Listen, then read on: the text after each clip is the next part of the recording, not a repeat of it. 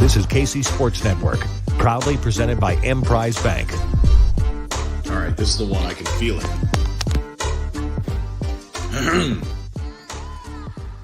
Podcast. The first and the best Chiefs podcast. Real ones know the show is called Amateur Hour. The Amateur Hour podcast is now airing on KC Sports Network. Ryan, Scott Hall, and HisDirkness are back again. We've got football, friendship, and fun. All these shows, we're still number one, season 12. Oh, wow, here it comes. Welcome, my friends, to Amateur Hour podcast. Podcast. Man, I can't hit that note right. Podcast! Is that right? Well. Don't worry, nobody's listening anyway. What is this, amateur hour? Yeah, I ain't no Superman businessman like you. You know, I'm just an amateur. I suppose. Amateur Hour. Is what's happening. Amateur Hour. Is what's happening.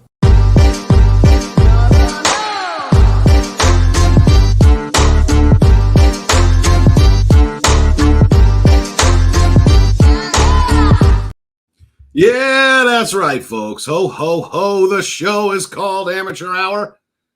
I'm Ryan Scott Hall. And joining me today, a real dashing, dancing, prancing, blitzing vixen with a donor of Comet and Cupid. It's not Mason Rudolph, folks. It's HisDirkness. A Connor of Chimichurri. Offensive off sup. Ooh. Chimichurri. Didn't really do a whole lot in this game. I didn't really see a whole lot of Chimichurri against the Pats. Oh, good PFF grade. It's good enough for me. Okay, that's nice. So Dirk, the Chiefs won. That was good. Kind of close in the first half before they stretched it out a little in the second half. But here, I don't. Is it just me? Maybe it's Peanut too. What's going on, Peanut? She got something to say? I think it's an Amazon delivery guy. You got one of those dogs, huh? I didn't know she hated deliveries. Oh, yeah. Well, she probably does that like 14 times a day then over at the house day or Casa de Dirkness, I guess. Dirk, is it just me and Peanut, or has this season just felt like one long Super Bowl hangover? We haven't really had that conversation. We don't talk about Super Bowl hangover, but have we not? I mean, that's kind of off-season question number one, or season preview question number one, is if they kind of keep that attitude, which kind of goes into that because it's so tough to keep that edge. Yeah, the word that they inscribed on their rings last year as to what propelled them to a Super Bowl championship. And it's hard to keep that year after year. After winning, everything changes like that. Has it felt like one big long hangover? Yeah. I mean, I guess I could say that. I'm not talking about like for you. I'm thinking more like just watching them, like the experience. Like it's just never easy. Everything, something's always wonky. You know, I mean, let's look at this game, this Patriots game. All right. Mahomes throws the ball to Blake Bell, which, I mean, that in and of itself is a problem. Did you know that 2 of the last 3 times that he's targeted Blake Bell, it's been an interception? That's what we're dealing with. A lot of strong. I hear Draymond Green is available for tight end 3. I think maybe we could sign him up. Actually, have you ever seen his? They always have the him playing in like the spring game for Michigan State. He plays tight end for Michigan State. It's totally horrible. It's horrible. Just lost out there. I honestly think that the Chiefs have enough issues with penalties that adding a guy like Draymond is probably not going to solve anything for them. Hey, you want an enforcer? You want someone that's going to be the disciplinarian. That's there you go. I don't know, man. So anyway, I know that you want to probably spend some time like under the microscope a little bit, the drive after the Blake Bell interception right before halftime. I know the broadcast dropped a nice little tidbit in our laps that apparently the Chiefs are the highest scoring team in the final 2 minutes of the first half. So that's nice. But I don't know, man. I mean, they score after the interception, and then they go on 3 straight scoring drives to open the third quarter, and then it's punt, interception, punt.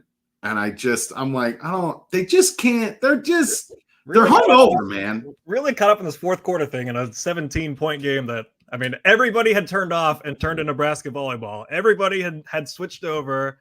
To watch them get swept, that must have been a tough day for the Husker fans, man. More than swept. They got destroyed. I'm not ready to talk about that. I am ready Nebraska for Dylan Raiola here, number 1 quarterback coming in. We can talk about him if we want. We can talk about him. No, let's talk about that drive early in the game, second quarter. I think they faced a kind of pivotal moment. I mean, it's late in the second quarter. They're down 10-7. Mahomes throws a bad interception. I mean, Blake Bell kind of gets it stolen from him, but that's not a smart choice. That's not a good throw. I think both of them are kind of at fault there. Blake could have done more, but that's not a throw you want to be making, really. And really, I mean, if they lose this game, season's over. I mean, it sure feels like the season's over. It's not technically not over, obviously. But it's a steep climb. If you do all that bitching last week and then come out and lose to the Patriots, I would go ahead and call it just season over at that point. I wasn't crazy about his body language coming off after he threw that interception. He kind of like throws his arms up and it's just kind of like, oh, here we go again. Which is funny because people made a huge deal about him getting mad after Tony's interception. I don't care about that. That's what I want. I want him pissed off like that. He should be pissed off like that. I don't want him being like sad and like, like woe is me and like he's not in control of the situation kind of thing. Because you are absolutely in control. It's his mindset has to be, I got this. We're going to go down and make it happen. So they face this big drive.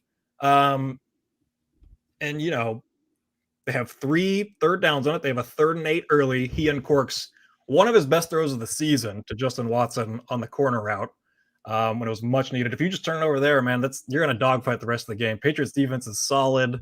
Their offense was having some success. I don't know if it'll last the whole season, but it's just the whole game. But it's just a kind of a slog fest. If he doesn't complete that, it's just punting it back, and now you're in a game. So that 3rd and 8 was huge to Watson. That throw to Watson, Maddie posted it. Matthew Lane posted it and was talking about like, this is what we've been trying to see from Mahomes all year. Puts this thing on a rope, great placement, da-da-da. And looking through the comments and people are just like, Josh Allen does this 4 times a week and blah, blah, blah. And I'm just like, guys, I never read the comments. I guess that's the story. We haven't seen him like zing it like that, like a lot of the year, like a lot of his deep shots or even like intermediate shots. I don't know if I'd call that really a deep shot, but just throwing it like that with that zip, like a lot of his throws this year have just kind of been lollipops. They've been behind receivers, like especially early in the year. It was just like he didn't have the same zip on his throws. And you kind of really saw it with that one. I know Maddie's been saying throwing it with his chest, which is a description that I kind of like. And that one he definitely threw with his chest. He has, I think, really, as far as just the velocity is concerned, I don't know if it was ever gone or if it was just some bad mechanics. I don't know if it was something about his health or whatever. But I mean, dude, early in the year, we saw some very ugly, like quack, quack. All right. And I do think not just in this Patriots game, but the last couple weeks, it's like the velocity has returned. And maybe it's just the anger, man. Like maybe he hasn't been pissed off enough. And now, in this stretch, it's like, I'm just gonna, throw this thing as hard as I can now. And I know people have joked about like just sticking it in the face mask, just throw it directly into the face mask. And I don't think that's necessarily what he's going for. But it does help. You can't just try to touch every single pass. Like, come on, Patrick. You're not Chad Pennington. Like it's not about that. He's got to be able to mix it up a little bit. And I feel like he has probably tried a little bit too hard on like the accuracy and the placement instead of sometimes just ripping it, man. But maybe some of that also has to do with the drops. Like if I throw it hard, they're not going to catch it. So, maybe honestly, some of his hardest thrown balls probably were like those 3rd and longs and 4th and longs that have been considered drops, whether it's a Justin Watson or a Skyy Moore or whatever, and it's hitting them in the hands, but he's throwing it as hard as he can.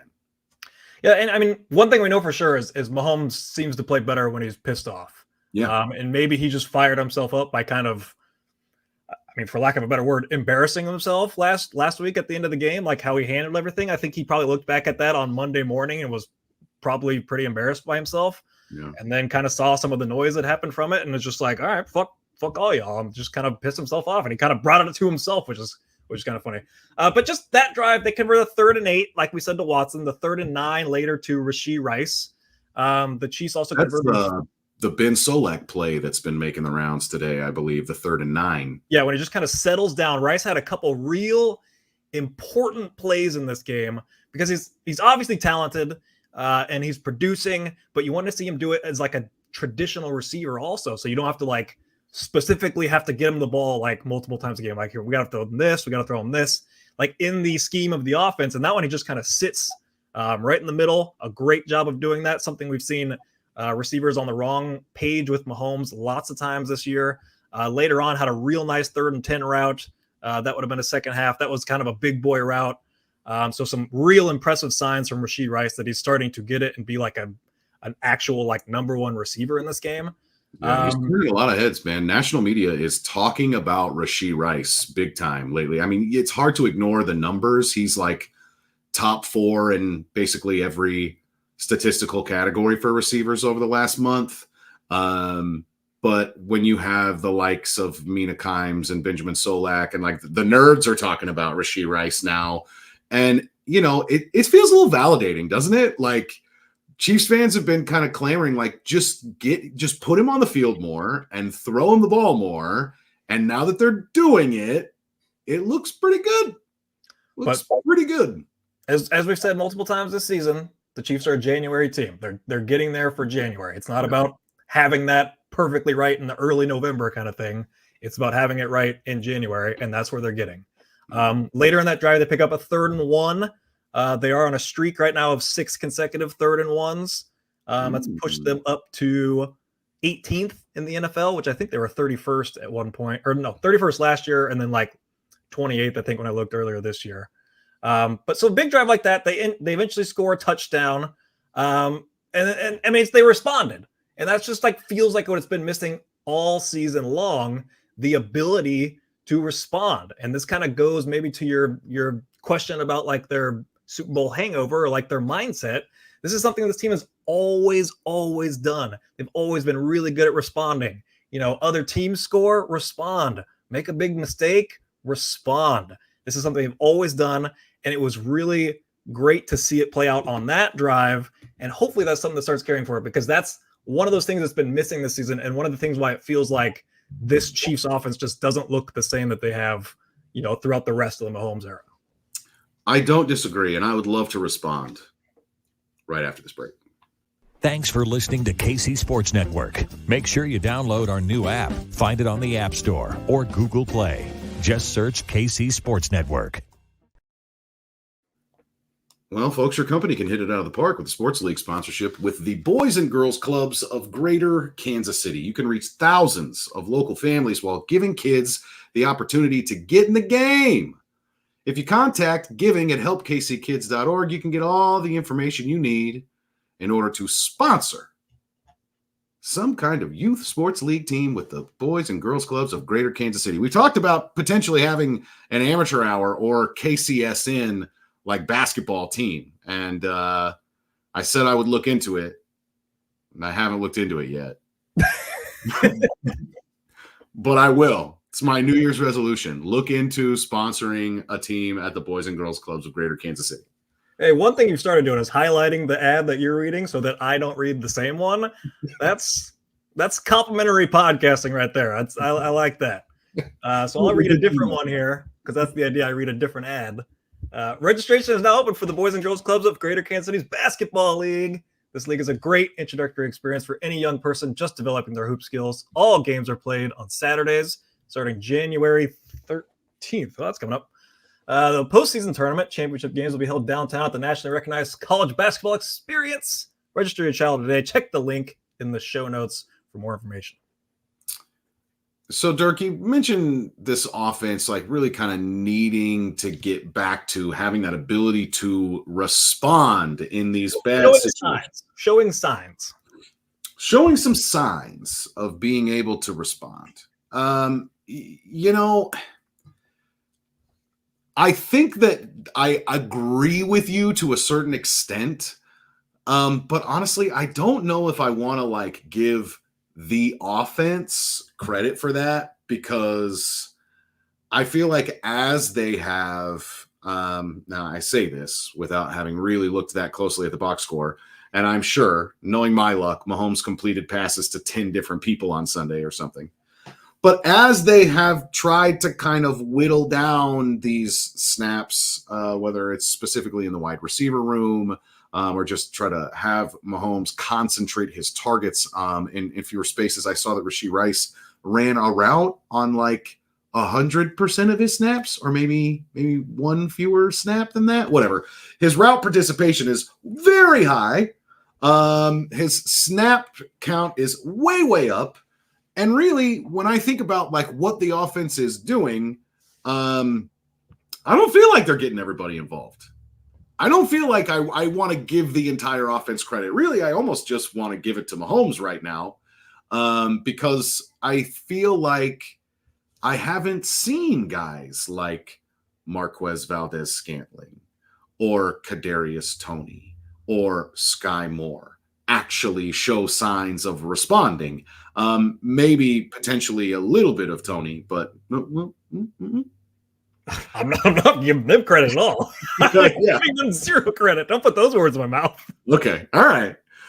That's why I say like I'm only parsing here that we're seeing some signs of responding, but it's really from like specific guys. One of the things that really jumped out to me in this game was that Clyde being like the kind of, I guess, featured running back, like he is the starter. I feel like he showed that he was a very, very capable player in that role. He is not dynamic. I definitely don't see him as like a complementary piece. Like if Pacheco is healthy and playing, I don't think you need to like force Clyde into the lineup. But I felt a little bit better about running back coming out of the game, just because I was like, well, maybe look, it was not worth a draft pick, but that was 4 years ago. So who cares at this point? It's, can this guy have a role on the team and be effective? And I thought that he was. Now, if you want to do the thing where, well, he did have one 48-yard catch, and if you take that away, then all the rest of his day looks pretty pedestrian, to say the least. Sure, that's fine. But I don't know, that screenplay was maybe one of my favorite of the day. It's the best screen of the season from the team, no doubt. And this is a few weeks in a row that like the screen game, which is something we've been clamoring for in the middle of the season, middle of that big time rut, or maybe the whole season's been a rut, I'm not sure. But lately the screen game has looked more on point. So that's another positive sign there. That specific play, man, do I remember seeing 3 offensive linemen running for 25, 30 yards with nobody to block. Nothing. Not even, they're all just running. And you're thinking like the what is it? Like yards after contact or something like that for running backs to try to show like, is the offensive line blocking well?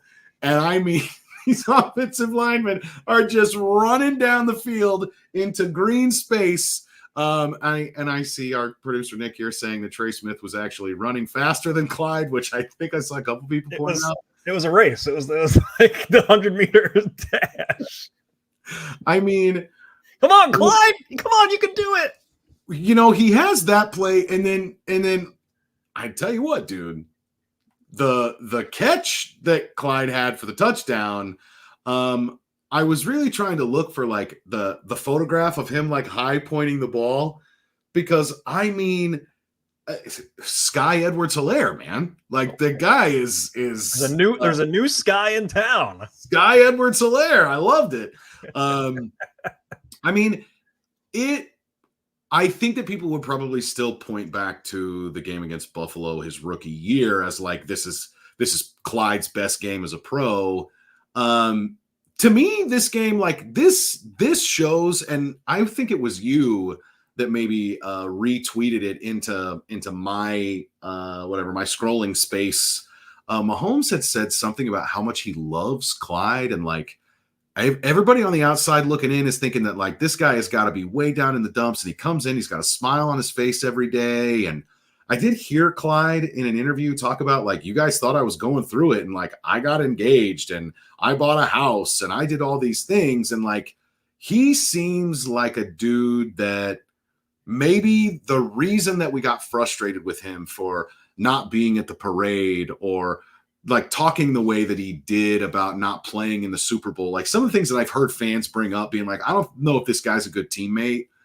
I feel like what I'm maybe starting to understand a little bit more about Clyde is that like he doesn't like eat, drink, sleep, live football.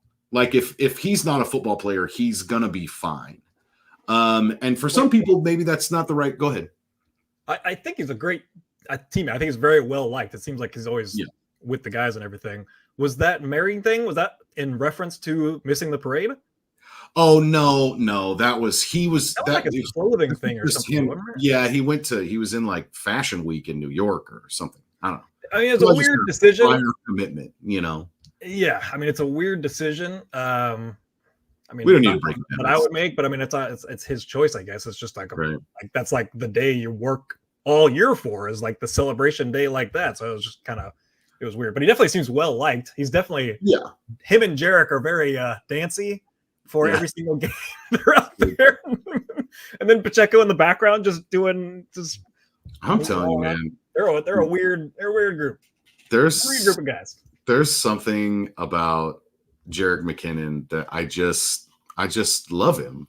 Every time that they ask me, he's like, well, you know, man, and we was out there and we had a really good game today, and I really liked the game plan, and it was really good to see Clyde doing his thing. And just the high-pitched voice out of this tiny little dude.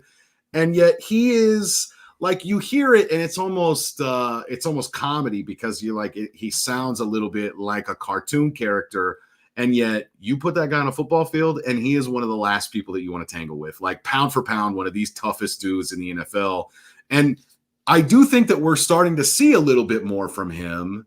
It's obvious that the team has been saving him. I know that people have kind of been reluctant to say it, and it's almost like they're not communicating it to him. Have you heard him say it a couple different times? He's like, you're going to have to ask the coaches when they'll put me on the field. Almost like he's irritated about it because, oh, I'm fine, whatever. But, you know, then he had the hip thing, and they're like, well, you know, it's been bothering him, or the little groin. Well, maybe. There's definitely some reports, some noise that he was, you know, they're kind of saving him for, you know, down the stretch of the season. Yes. I think they said that directly. I think it was reported on this program, actually. We've been saying that all year long. Before the reports. Okay. So, yeah. But I just want to clarify. I mean, I'm not trying to like champion the offense or anything. I'm not like saying like, oh, they fixed everything here. Okay. I think it's just the biggest question for this team now. We're getting down to the final stretch. We're getting ready for these playoffs.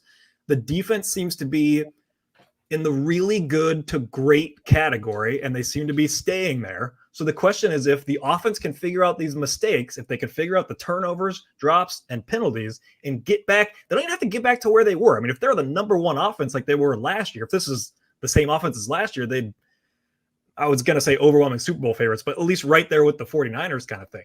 The big question is if the offense can just get, you know, to a really good kind of stature. Like better than they've been all season, not quite as good as they were last year. But if they can do that, you know, everything's right in front of them. I mean, they would be, if I tell you that the offense is figuring things out and it's going to be better than they have all season, you'd be like, okay, they're probably the AFC favorites then, and you know, let's see in the Super Bowl kind of thing.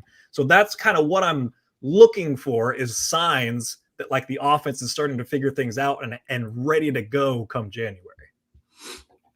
I have been grasping for some of that a little bit. And now, obviously, entering the Patriots game, the Chiefs had lost 4 of 6, including 3 of 4 since the bye week. They were in a really rough stretch.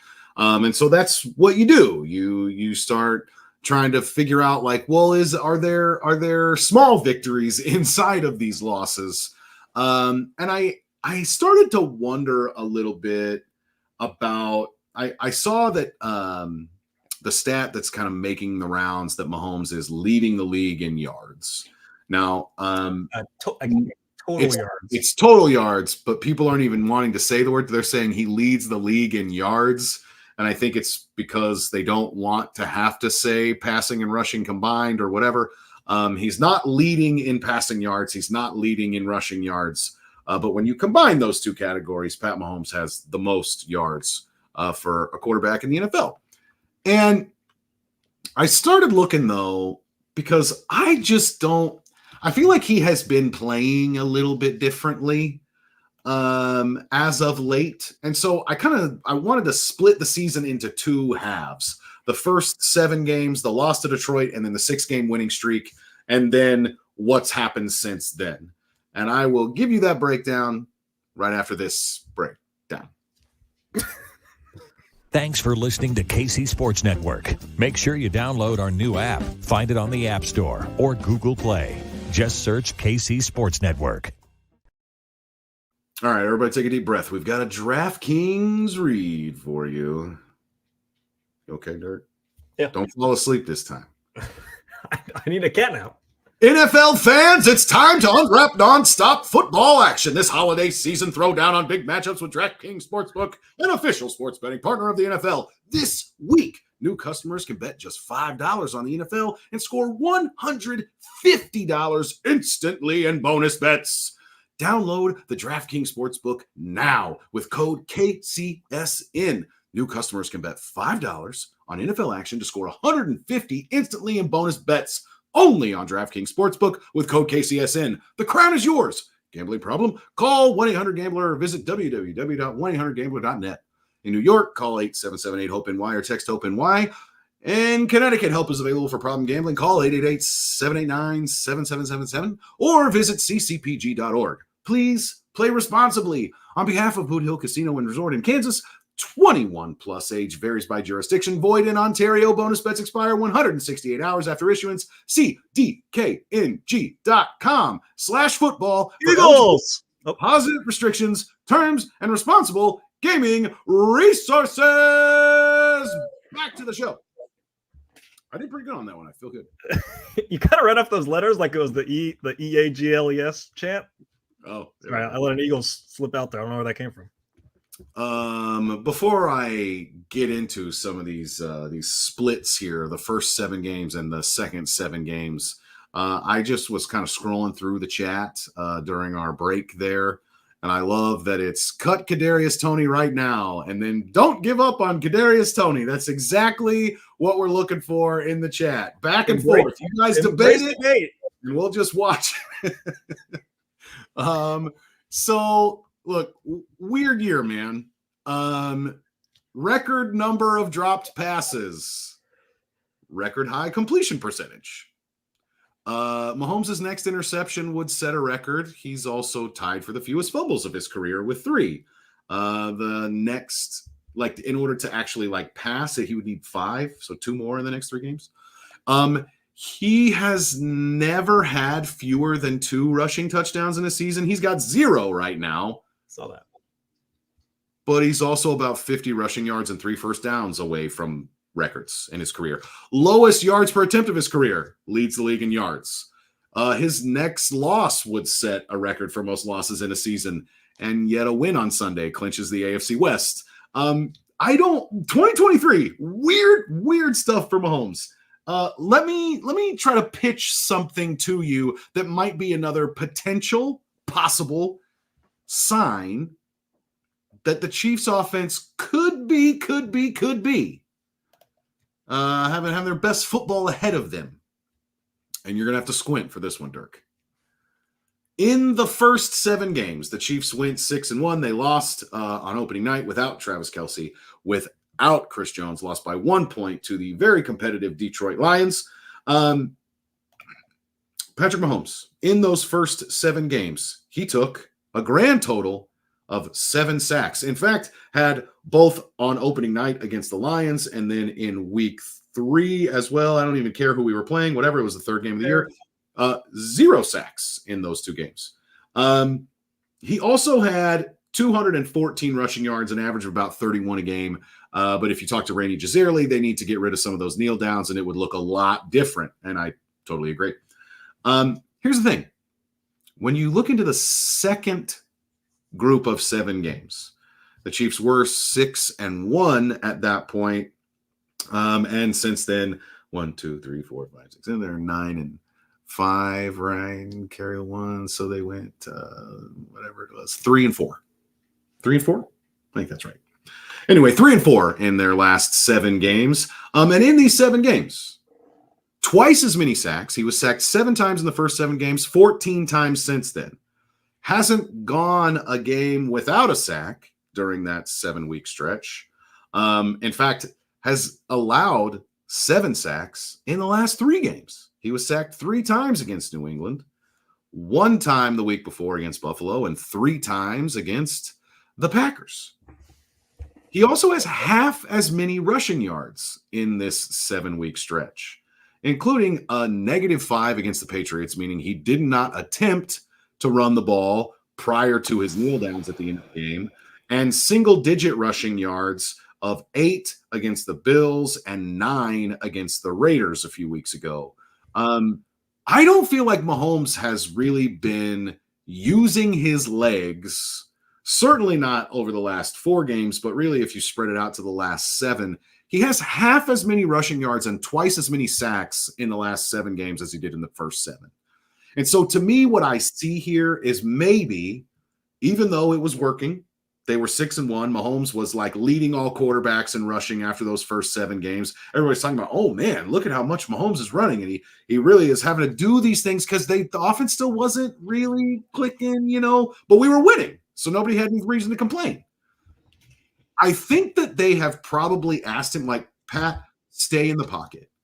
We need to see what the offensive line can do, how well they can protect you. We need to have you go through these progressions and give receivers chances. And it can't just be scramble drill all the time when we're trying to teach these guys to play in the structure of the offense. And so I wonder if it's been an emphasis, stay in the pocket. And I tell you what, folks, we know that when we get into the playoffs, all bets are off. It doesn't matter. Then it's magic time. All right. Then it's time for Mahomes to do whatever he has to do to win.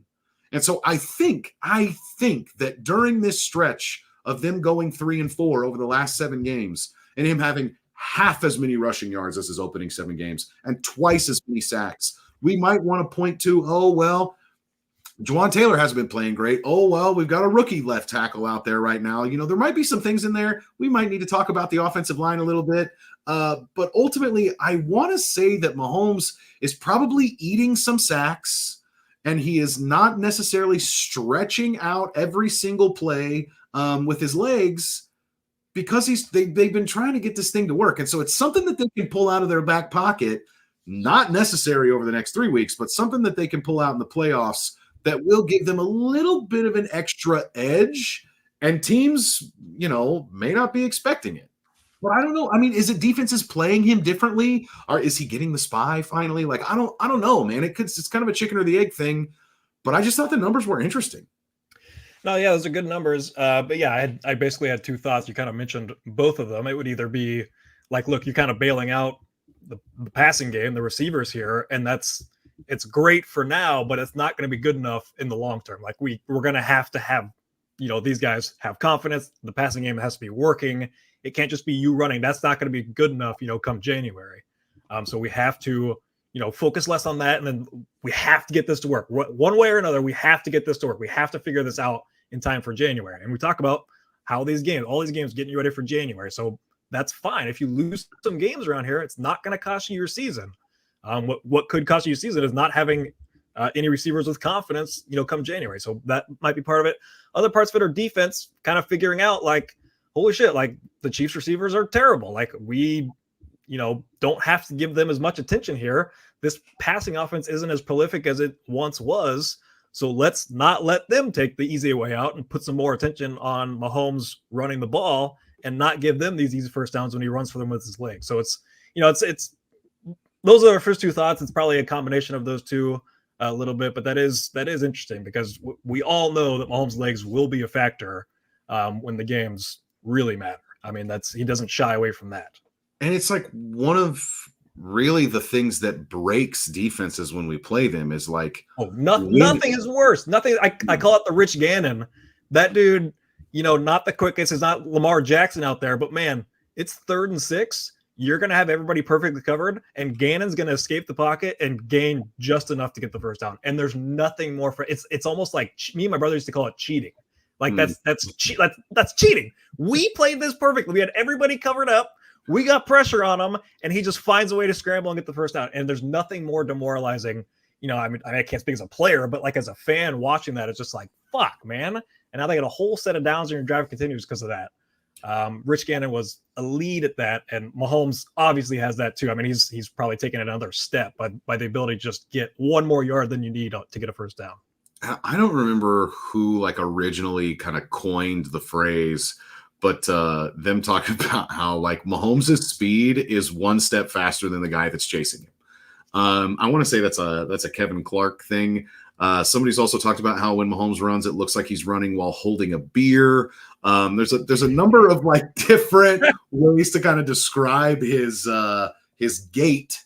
Regardless, though, I do think that it's a really important part of what makes this offense dangerous. And the fact that he's taken twice as many sacks and has half as many rushing yards in this second set of 7 games when the team has been struggling, it's interesting to me. I find it interesting personally. Do you want to talk about, I don't know if it's like some offensive line stuff. Do you want to talk about what to do with Kadarius Tony? I mean, where do you want to go here? I want to talk about a little offensive line. Someone we've talked about a little bit. But my frustrations are starting to grow a little bit, and that's with Jawaan Taylor. I'm honestly, I think Jawaan Taylor's just kind of been struggling. He was the lowest PFF grade on the team this week. Some other stats: he's 10th in total pressures allowed for the season. He's only 36th out of 64 in rate, so they throw the ball more than most of the teams. So his rate is about middle of the pack. His run grade is dead last among offensive tackles again on PFF. That's 2 years in a row that he's been that. So some ugly stats here. He's also up to 18 penalties. I don't know if anyone saw that stat flash during the game. The NFL all-time record is 21 from Brandon Browner, who's a defensive player. I'm not sure what the offensive record would be, but 3 more penalties in these last 3 games. And he gets at the all-time record for most penalties in the season. Like that's kind of alarming. I got some other stats here, but I have kind of been more or less, not outright, but sort of defending Brett Veach on the wide receiver stuff all season. That's like kind of one thing that everybody's really up in arms about.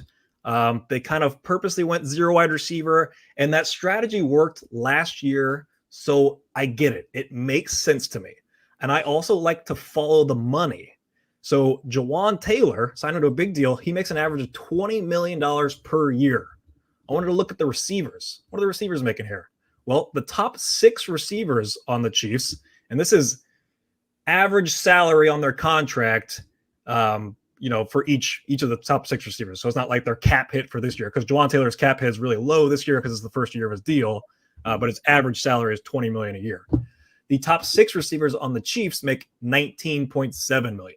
So the top 6 receivers on the Chiefs make less combined than Jawaan Taylor does on his average salary. It's 21.7 if you take all 8 Chiefs receivers that are counting against the cap right now, it looks like. But the top 6 make less than Jawaan Taylor by himself. So I am more angry about this than like any of the receiver stuff, because I get that, but things kind of fell apart. Like it didn't work out, even though we saw it work out last year, a very, very similar strategy. But you have to be careful when you're paying these. I mean, you've got players like Patrick Mahomes and Chris Jones, obviously, and Travis Kelce, who's still underpaid, but still making a lot of money. You've really got to be careful with where you spend these big dollars. Like you have to make sure they are good. And I'm just not, it's not only that I'm confident that Jawaan Taylor, I'm not sure if he's not good or not. Like I'm kind of confident that he's not that good, or at least like he might be like average. And so this this is like one of my frustrations. And this, it probably like an unpopular take of some sorts because everybody's just fuming about the receivers all the time. And I've just kind of defended that quietly, I would say. But I'm more upset like at something like this, where you kind of follow the money. And this is kind of Veach's blind spot throughout his tenure here in Kansas City. Like his big swings, he tends to kind of overspend. Obviously, Anthony Hitchens first comes to mind. He gives him a eye-popping contract for no reason. The other three are all kind of, they weren't like terrible or anything, but I think you might have overpaid for them, like Sammy Watkins or Orlando Brown or Frank Clark. Some of these guys were contributors on Super Bowl teams, so it's they're pieces of the puzzle. Also, this is easier to get away with when Mahomes is on a rookie deal instead of where he is now, making the kind of money he is. So you have to just be so careful about this. And I'm frustrated that we have given Jawaan Taylor this much money, and I'm not sure if he's good. I feel like there have kind of started to be some grumblings, some gripes about that contract. Just like, Brett, are we sure this was the best use of money? Was it day one of free agency? I believe so, yes. He always kind of it just like doesn't, anticipate the correct market and kind of just comes out and overspends. Like he can't help himself. Just like, Veach says his drafts, especially lately, are fantastic. His bottom of the barrel, like his late round draft picks, his low grade free agent signings, a lot of those are terrific. But his big swings are like the biggest question mark from his tenure. And also even with this, I have no complaints, but Brett Veach is still, I don't know what you want to say, top 5 GM in the league or something. Like I'm not using this as an indictment on Brett Veach. Oh God, I call him Brett Reach. That's so many accounts that say Brett Reach and just come across my Twitter feed. But Brett Veach, yeah. And so this is just a frustration of mine from his. Here's what Brett Veach would say. What did you want me to do, Dirk? The Chiefs did not have a starting offensive lineman on the team. Or I say starting offensive lineman, I mean a starting offensive tackle. And they were picking 31st because somebody didn't have a pick, right? Someone did something and they took their pick away. I don't remember who it was. It's whoever, whatever. Doesn't matter. Dolphins, I think. Dolphins? But there were only, that might be right. For tampering with Tom Brady or something like that. Whatever. Was it the Brian Flores thing? Oh, could be Flores. Yep, that might be right. Either way, there were only 31 picks, and because the Chiefs won the Super Bowl, they got the 31st pick. And so they're sitting there at the back of the round. A lot of rumors that they were trying to trade up in order to take Wanya Morris's teammate. His name escapes me, but he has been playing left tackle for most of the year for Jacksonville, and I think that people have said he's been largely successful at it. I think that the numbers for Taylor, they look really big. He got $40 million guaranteed, which really isn't that much in a 4-year contract. The Chiefs can save. Now, granted, there will still be a significant amount of dead cap, upwards of $10 million. But if they cut him after next season, only 2 years into the 4-year contract, they'll save $15 million. So, like, they have very quick outs here. I think the reason that the Chiefs pounced on Taylor is because he was young, he was available, and ultimately he was considered, I believe, he was like in those, you mentioned that he was rated as like the actual worst run blocker in the NFL per PFF last year. I believe he was like second or third in pass blocking. So it was like, this guy has a trait. He is very, very good as a pass protector, and he's not last year. Yes, last year. He was absolutely elite as a pass blocker and literally the worst run blocker. And I also think, and I think that there's no way to say this without sounding like a homer, but I still think that Jawaan Taylor has been put in an impossible position this year because the Chiefs did not know, not a single person on the coaching staff, Brett Veach's general manager sitting back there in March, none of them knew that Chris Collinsworth was going to circle Jawaan Taylor on opening night and that he was going to end up getting flagged and then get flagged and flagged and flagged and flagged. And it's like he's the only right tackle in the league that's being asked to play differently. And I don't like, doing some of the grudges and stuff, but I will tell you, I think it is absolute bullshit that the poster child for all of this is Jawaan Taylor instead of a guy like Lane Johnson. Now, I know that Lane Johnson he was a top 5 pick and he's got all these all pros and Pro Bowls under his belt. That guy moves before the snap, every single snap. Like, it is more egregious than Jawaan Taylor, and anybody that turns on an Eagles game can see it snap after snap, play after play. And yet, for whatever reason, Jawaan Taylor is the guy that got all of the ire from the NFL. I think that, like, when the team was doing all the refs are out for us, and Andy and Pat, speaking so strongly about the offsides and stuff, I do think that the team, at least in some ways, particularly as it relates to Jawaan Taylor, they have a gripe. They have been unfairly penalized in my view. Because Jawaan Taylor, nobody knew that he was going to have to start suddenly lining up differently and playing the game differently than he has for all of his career. Like, I don't think that inside of one season they can get it corrected and he can find the rhythm to be the kind of player that they were hoping that he would be. But they also signed a guy. I mean, think about it, dude. For a while there, they were like, he's our left tackle. I mean, it was such a weird situation. Well, they didn't know if they were going to get to draft a left tackle. Donovan Smith was an afterthought, and he ended up being our starter at left tackle. Like, it has not been a great process on the offensive line, and so I don't want to unfairly criticize Jawaan Taylor in that. And ultimately, I don't even necessarily want to unfairly criticize Brett Veach. And I also don't just want to sit here and be like, it's nobody's fault. Blame the NFL. Like, I don't think that's fair. How did we get here? But it's not. It's also the holdings. He's got 6 holding calls this year. I dug a little. Last year he only had 2. The year before that, he had 11 holding calls in 2021. That would have been his sophomore season, right? Huh? Sophomore.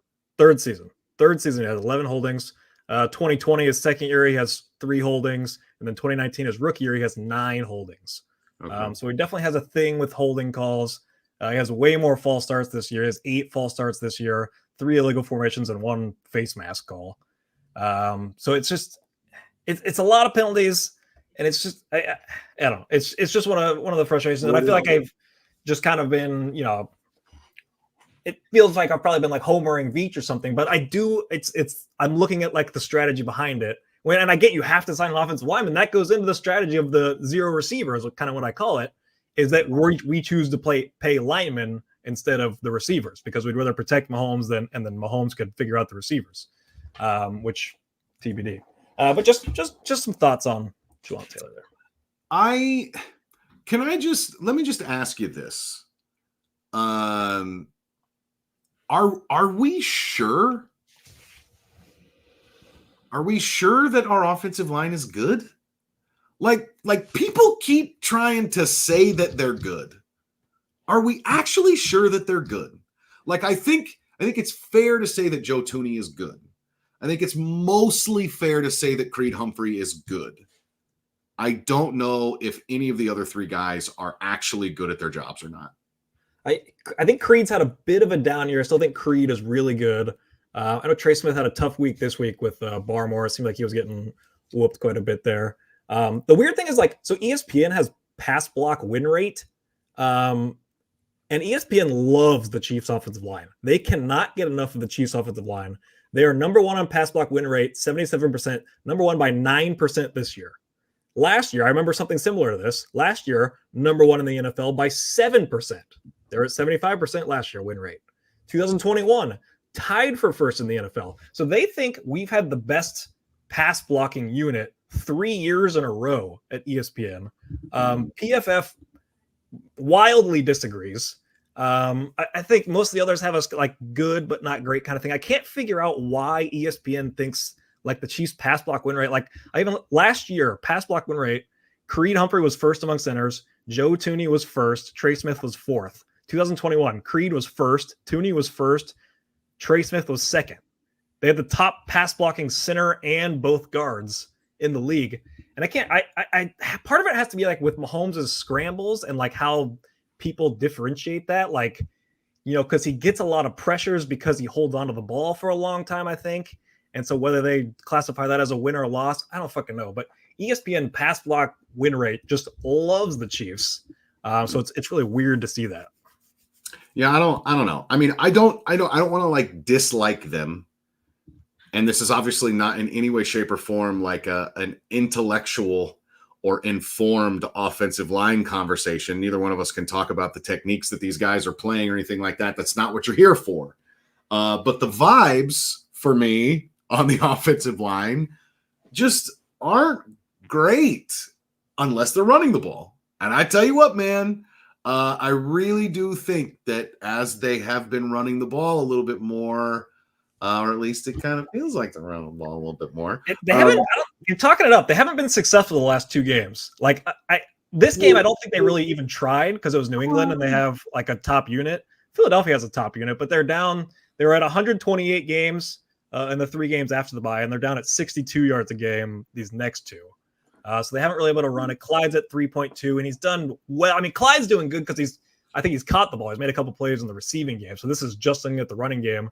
But I do think it's fair to say, like, I mean, they had like 18 passes in a row at one point in this game. New England just has a stout run defense, and I think they were just kind of like the best way to move it on this team is to throw it, not to run it. So I think that was kind of a strategic decision there. But I do think once Pacheco comes back, I do think there are signs that this will be a solid running game.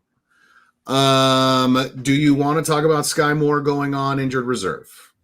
I think it'll help just to get rid of. I think they probably wanted to bench him, but didn't want to, shatter his confidence, even though we're probably, past that point. I don't know what kind of return you're ever going to get on Skyy Moore. It felt like a mercy, man. And you know what though, dude, he and George Pickens, both of them are just taking an absolute nosedive right now.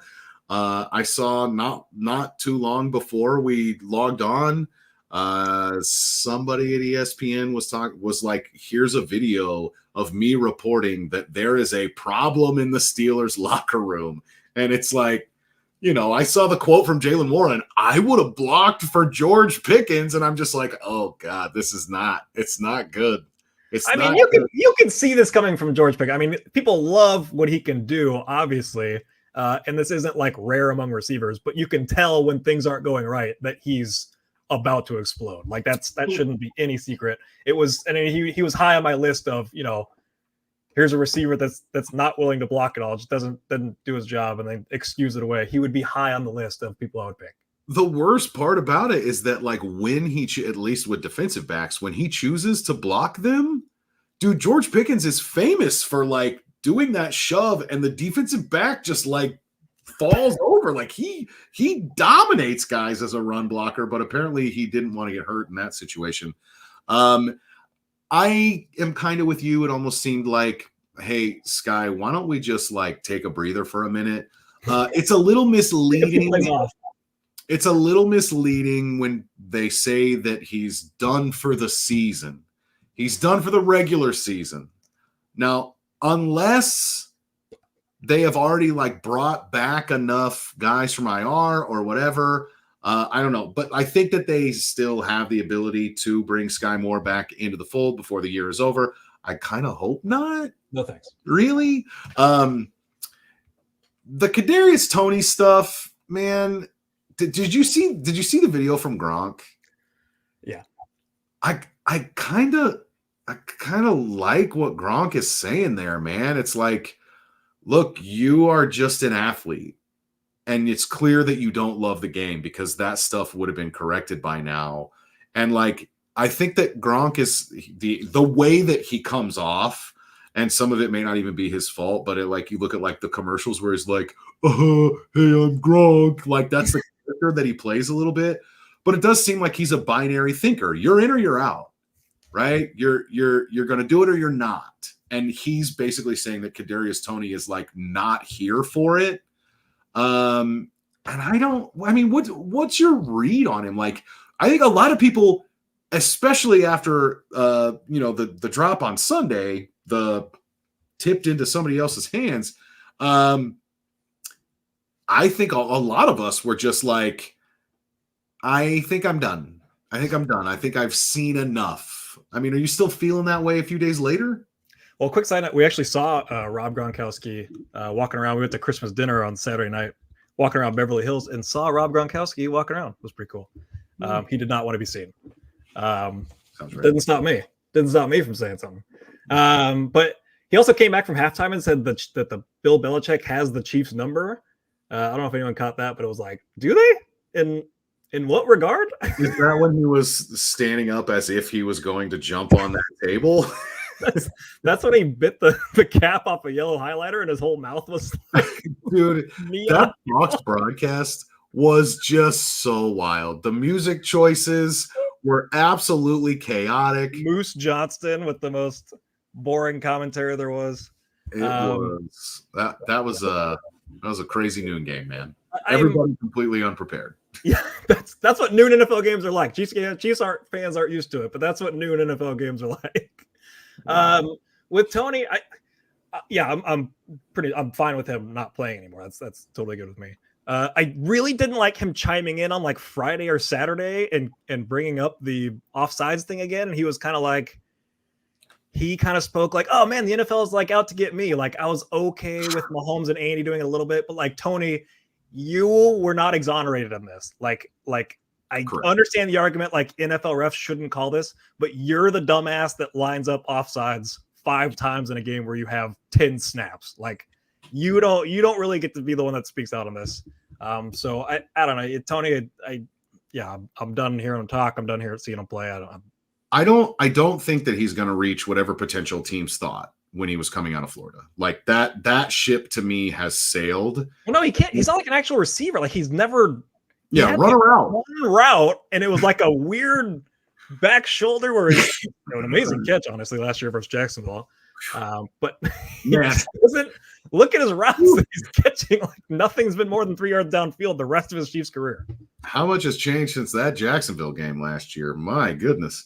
I will say this, and some of this is tongue in cheek, but I honestly think if Kadarius Tony wants to earn the NFL paycheck for as long as possible, then he needs to become a complimentary, like a scat back. He needs to become a running back because he runs with power. He does. We've explored it a little bit. We've handed it off to him like 5 times out of the backfield so far. And it looks good. He hits the hole hard. He finishes plays. But can you trust him to hold the ball? Right. Well, it's. I don't know if he's going to fumble. I don't know if. I mean, you can't. The wear and tear on the body and everything. Like there's. It's just. I don't think it's going to work. And I'll say this. I think that they're probably gonna, at least over the next 3 weeks. The next 3 weeks are going to be, let's get as weird as possible in this rotation and just see what happens. What I say that meaning, like, I wouldn't be surprised if Justin Ross ended up being active for any or all of these 3 games. I wouldn't be surprised if Richie James suddenly played like 60 or 70% of the snaps and got an 8-target day. McColl, he's like in the window to potentially come back. I do think that that's something that it's still just kind of like a little tantalizing. Like, is this what you think they will do, or is this what you want them to do?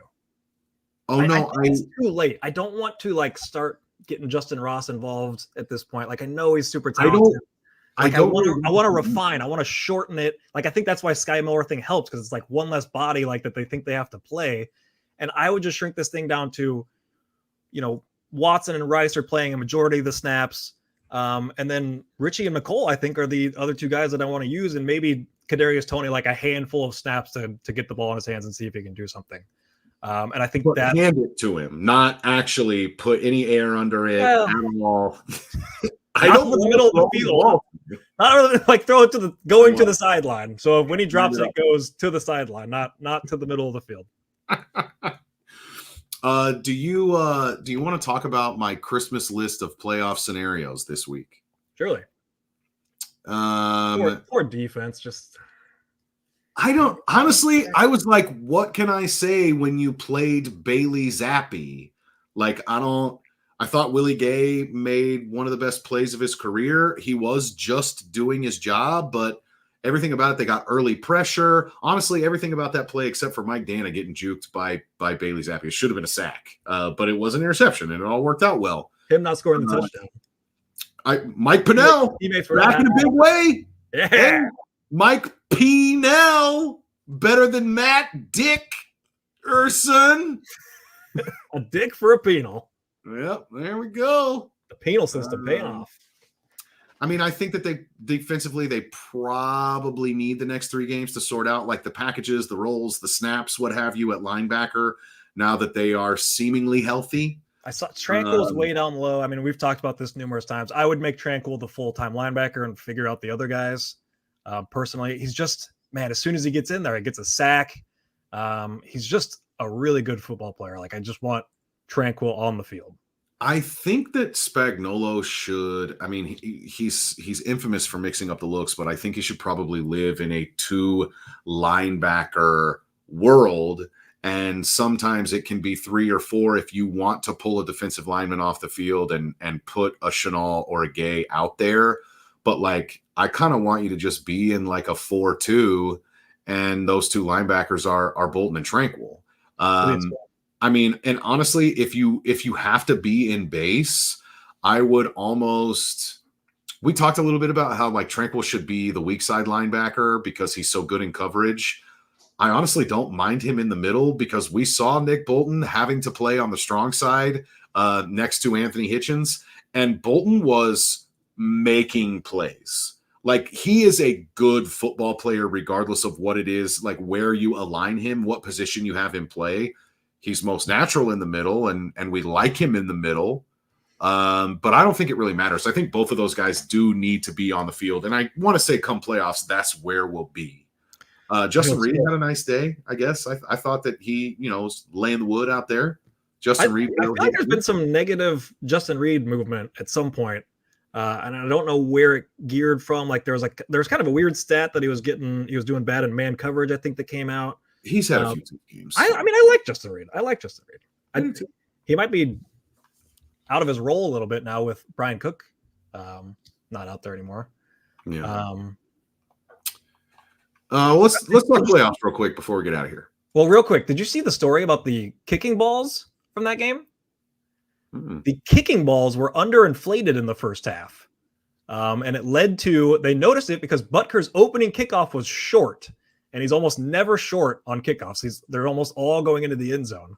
And Deflategate, obviously, as Nick says here in the chat, but in New England, obviously. But New England was the one that was complaining about it. And you had Chiefs missing a field goal. You had Patriots missing a field goal. You had short punts where I'm yelling at Tommy Townsend again, like the old days. And it came out that the kicking balls they were using in the first half were underinflated by 2 PSI. Yeah. Interesting. Which ruins Butker's perfect season. I put the AFC opponents into 3 tiers. Did you try this exercise too after I told you that that's what I did? Or are you just sitting back and listening? I did not do it. You want me to guess? No. Well, yeah, let's do that. Tier 1, is it 2 teams? There's a 3rd team. So Ravens, Dolphins, and Bills? Yeah. Ravens, Dolphins, Bills are the tier 1 AFC playoff opponents. Bills might miss the playoffs. The Bills is the crazy one here because it's going to come down to luck. And they have a losing record in the AFC? Oh, the Bills? Yeah, I mean the Bills have a losing record in the AFC. I mean, that's why they're so far behind. That's why they stayed like 11th. Like even after they beat us, they went from 11th in the AFC to 11th in the AFC because they're behind on every single tiebreaker. Yeah. But man, they're so much better than every other wild card team. It's just going to be like a dogfight to not play them in round 1. Yeah. And that might come down to weird things like it will be better to lose a week 18 game against the Easton stick-led Chargers, to drop to the 3 seed instead of the 2 seed to avoid the Bills kind of thing. I don't think a team like the Chiefs will do that personally, but it might be better for them to avoid a team like that. But they're markedly better than every other AFC playoff team. Yeah, I mean, they're very scary. Very, very, very scary football team. And honestly, for all of the stuff that Sean McDermott was getting, and he may still get fired, I think that the move to get rid of Leslie Frazier has not been a bad one. Dude, I listened to Mina Kimes this week. Her and Dominique Foxworth were talking about that game against Dallas. Holy crap, dude. The Bills had like 6 backups, 6 starters on that defense were out, and they shut down Dallas that way. Oh, yeah. I mean, their defense has really improved. Like, it got terrible once they lost those 3 guys. They lost Milano and Daquan Jones, and they were falling apart. And I thought their defense was just done. So I was like, man, the Bills are going to have to win games 34-31 now. And it was like that for a while, but they've kind of righted the ship.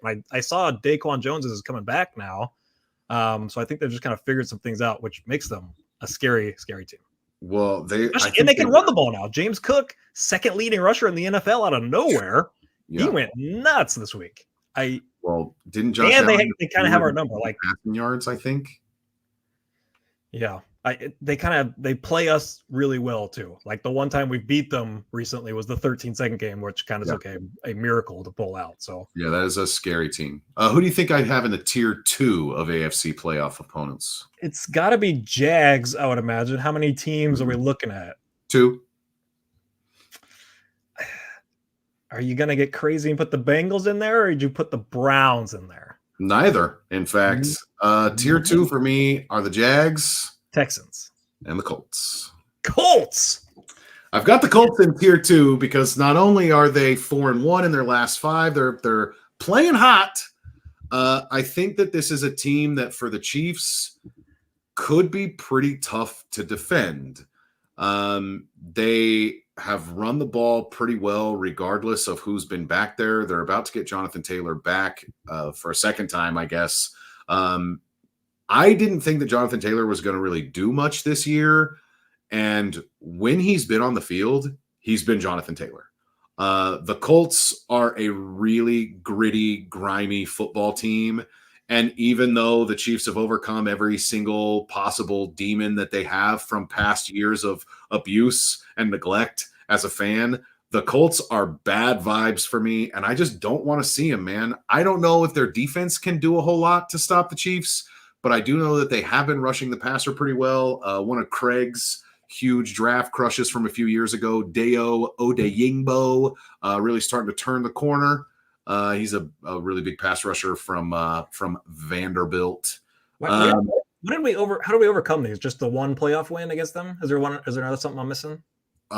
2 Super Bowl rings. I mean, I don't really care about like Colts playoff losses when we've won 2 Super Bowls in the last 5 seasons. Well, but they have still. I mean, they had that like ugly win over us with like one of our worst offensive performances in the early Mahomes years. No, and that's another one. That was the Matt Ryan game last year, but there was the other one where Brissett beat us. It was like the only game Mahomes was under 24 points.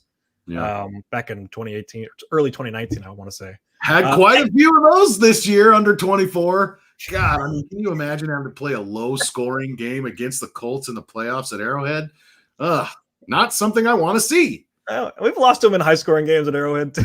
So, I don't fear the Colts. I think you got them too high. They have no business being good this year. I think Steichen has been an amazing job. He's the favorite for Coach of the Year right now. I think it's warranted, even though it might be one of those that's kind of weird in the 4 years. I think that Gardner Minshew is a starting quarterback, like, or he's just the best backup. But like, I don't. It's like he's too good to be a backup. Like, I mean, I don't know. I like him a lot, and I think that the Colts have a really bright future with Anthony Richardson. That guy's freaking awesome. Yeah. If he would be a difference maker, it'd be interesting to see what they were without him. So then everybody else, I guess, in the third tier, is there anybody that I would fear? Broncos are a division team, so I don't think you want to play division teams in the playoffs. But they're not in right now. I mean, I would still feel really confident going against them. Tier 3 is basically Browns, Bengals, Texans. I tell you, Jake Browning, man. Jake Browning. How's this stat on the Bengals? They're 0-4 against the AFC North right now. They have not won a game in their division. Huh. 0-4. I don't even know what their record is. 7-7? 8-6. They're 8-6. So they are 8-2 against every team that isn't the AFC North. That's wild, man. And I do think that they're a competitive team and they get up for the Chiefs. Browning has obviously showed that like he might be an asset that they trade away this year. I mean, you probably want to keep him, but like what could you get in exchange for him this offseason is a question that they're going to have to ask themselves. Because teams are going to be interested the way that he's played. I want to point this out just to add a little context in here for people before we get out. We got another cut Kadarius Tony comment in the comment section. Okay. Update me. It's the comment is cut Kadarius Tony. Oh, okay. I think that's the same guy that's been saying it all show. He's just chiming in. Yeah, there he is. Thanks, Ollie. Dynamite drop in. There are 3 teams in this AFC playoff picture that are really good on the road. And this is what I think makes them dangerous. Now, one of them is the team that is the top seed in the AFC right now, Baltimore, who may not need to play on the road, which actually makes them dangerous, I think, in a good way, though. Like Baltimore in danger of losing because they have a much worse record at home than they do on the road. Only 1 loss on the road for Baltimore this year. The same is true of the Jags. The Ravens' only road loss came in week 5 against Pittsburgh. The Jaguars' only road loss was just a couple weeks ago in Cleveland, week 14, of the crazy Joe Flacco game when they ended up winning in overtime. Oh my God, you're right. The Jags are 3-5 at home. Yep. Okay. And how's the third team that's only got 1 road loss? Your Kansas City Chiefs. Hey. Our only road loss on the season was week 8 in Denver, that debacle of a football game.